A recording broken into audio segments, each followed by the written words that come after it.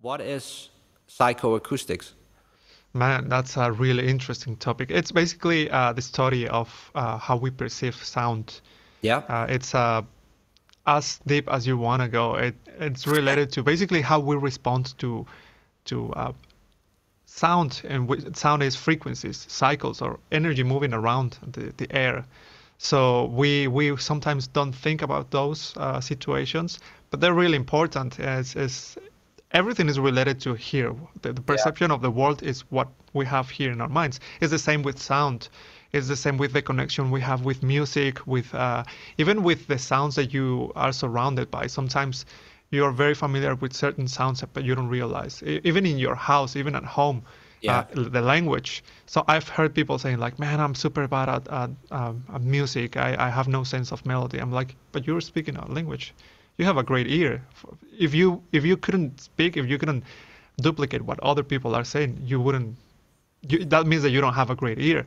You can't do that, and it's like as easy as talking about language, and yeah, as deep as going like some brands are really aware of this, and they use sounds to sell more. It yeah, goes audio branding is one, and the other one is sense exploration. It's being explored, yeah. which is using or studying what works better to sell more. For instance, making sounds crispier when it comes to chips or to crisps Yep. makes them sell more, or even wine tasting with the right environment sells more. So it's all connected to perception, and when you Super start interesting. thinking about Yeah. that, it's super crazy. Yeah, because you sent me a video and it said something about the way you perceive food, the taste of food. So, for example, when you have a dish and it has many flavors in there, when you play music, for example, high notes, more Yeah, light music, it sort of emphasizes the sweetness, the sweet flavors within that dish. yeah, When you play the more darker notes and tones, and textures, I guess, it emphasizes the bitter and the more yeah, darker flavors. yeah, It's exactly. it's really crazy. I mean, it's so fascinating the way your sensories are connected to memories and to perception. Uh, I mean, think everybody knows, like when you hear a song from your childhood, that brings back the Yeah, environment that you lived in. It's super powerful. It's nostalgia. But brands have been doing it for ages, right?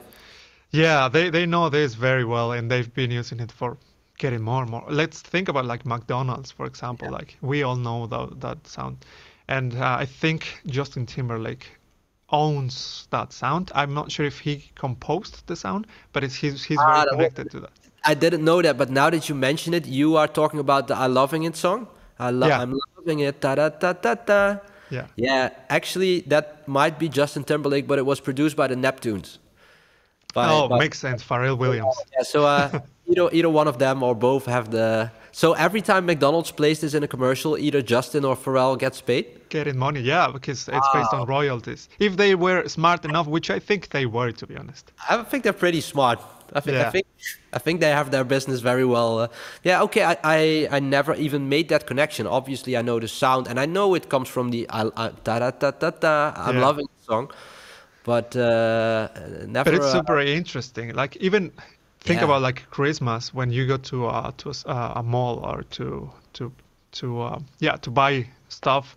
They're always playing Christmas music, so it's related to the time of the year, but also it's reminded you need to buy something for your family. You need to buy. You don't think about those ideas. You just go like, oh, that's super nice music. Yeah, it's reminding you to buy more stuff. That's why they keep playing the same and the same songs because it's making a connection. And yeah. you don't even think about it, but now that I've said it, you're out of the matrix. Yeah, yeah, and it's also exactly, and it's also a matter of repetition, right? So Yeah, when it's with many things that you want to basically indoctrinate in someone's mind.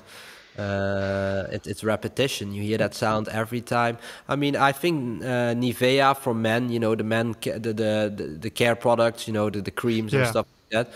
They have this for their Nivea for men label. They have this audio sound at the end of a commercial that I also remember. The dut-dut-dut-dut. I don't know, but there are Oh, many examples. Many examples. yeah. A lot of brands have have used the power of sound, and they know if people get familiar with even if they're funny, they don't have to be like orchestral stuff in profession. If you do something funny, people are gonna remember that. I remember that very specifically from Mexico in some brands, their commercials, because back in the day commercials were huge. We only had TV, so you were forced to watch TV. Yeah. So the producers were looking for standing out, and they were doing some fun stuff and using like the slang in Mexico people. And those are the commercials that you remember the most because it connects a lot with your day to day.